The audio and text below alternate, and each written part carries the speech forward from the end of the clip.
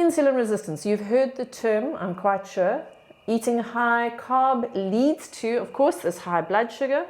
When those levels are high, insulin is released, as I said, by the pancreas to help the muscle and liver cells to use that excess fuel. Okay, so it's trying to, the pancreas is trying to create homeostasis. It doesn't want a blood sugar level too high because that can cause you major problems. So it's going to take these glucose particles to the muscle and liver cells because it wants them to use that glucose as fuel. And whatever it can't be used as fuel is going to get stored as fat, as I've mentioned. But over time, these cells become very insensitive to insulin. So if there's a knock on the door, the cells aren't really going to hear it. If this happens consistently over and over again, it's just they're not going to hear that knock.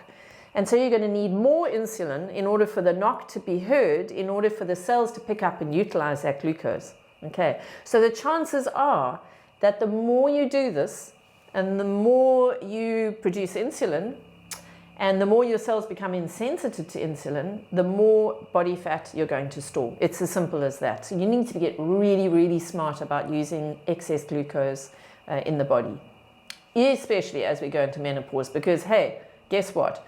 Low estrogen equals insulin resistance. So when our estrogen levels come down, we are much more resistant to insulin. It's almost like, as estrogen comes down, it's almost like we're pre-diabetic automatically. In other words, we can't really hear the knock that insulin has on the door.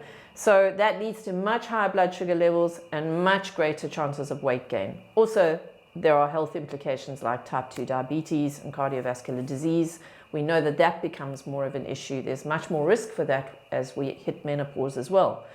So yeah, this low estrogen leading to insulin resistance is actually the key. If I look at the work that I do with clients, this is the crux of it. And that's why I put this presentation together today, because it's the really important component. It's the one that we really have to understand. If we can understand that, we really can manage the weight gain.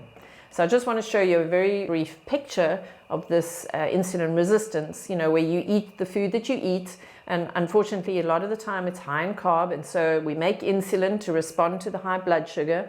That, because it's happening over and over again, the cells become resistant to it. And so it kind of hits a blank wall when it goes to the cells. So much more is stored as fat. And then because it's stored as fat and it's not given to the cells to use as energy, you're hungry again quickly because you can't access that stored body fat.